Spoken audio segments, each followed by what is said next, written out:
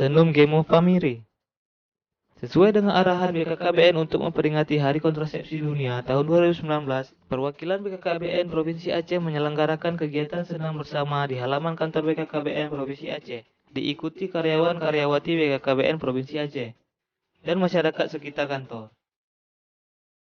Kegiatan diawali sambutan Kepala Bidang Keluarga Berencana dan Kesehatan Reproduksi perwakilan BKKBN Provinsi Aceh dan diakhiri dengan sesi foto bersama. Dalam kesempatan ini di samping untuk mewujudkan masyarakat sehat, juga dalam upaya KIE peningkatan pemakaian kontrasepsi di Aceh.